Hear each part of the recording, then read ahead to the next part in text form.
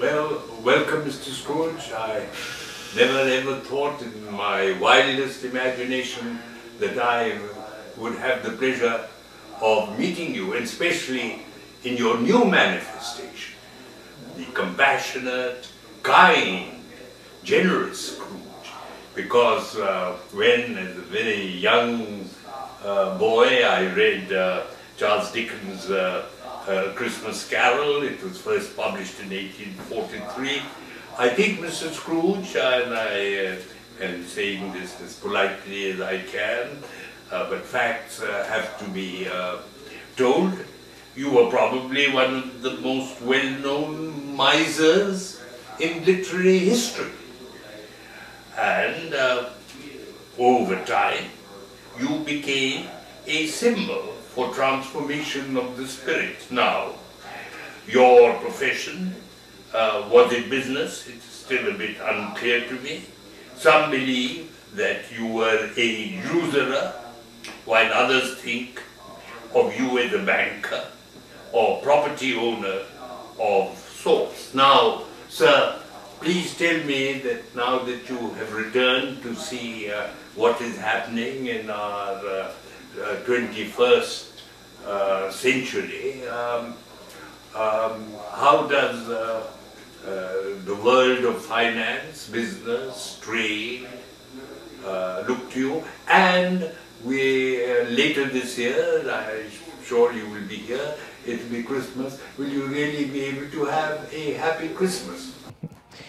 Well, thank you. It's very, very nice to be here. And I guess to set the stage of my views as to what's happening in the world of finance now, I think it would be important to go back to my own story a little bit. And as you pointed out, the facts are, and I'm not so pleased about it now, but the facts are that I was a very miserly man. Money and profit dominated my life, and in fact, there was a woman, Belle, that I loved very dearly, and she left me.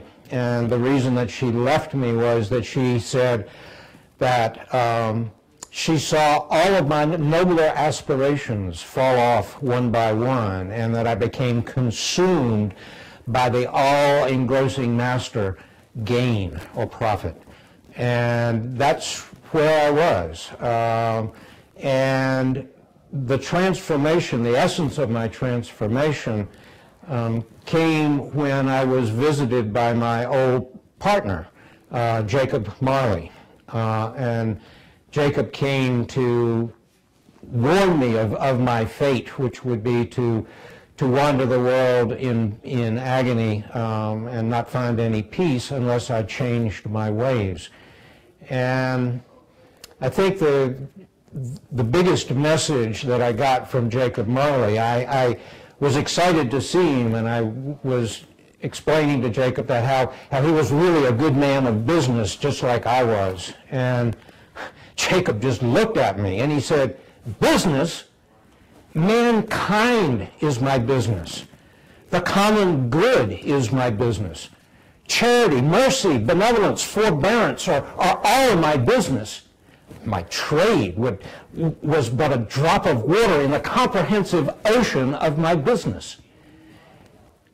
And that was new. That was all of a sudden what he has seen in the afterlife, in his wanderings, was the fact that our purpose as human beings here on earth is the human condition, our own human condition and the human condition of others.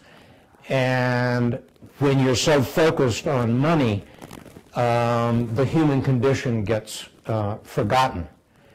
And that's what I see as the fundamental problem of where we are in our economy or in our finance situation, that the economy is really nothing more than a tool.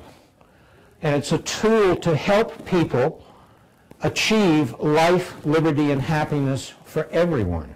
I mean, this is what the American country was founded on, was this declaration that it's everyone's inalienable God-given right to have life, liberty, and happiness. And the economy is a tool, is supposed to be a tool to achieve that end.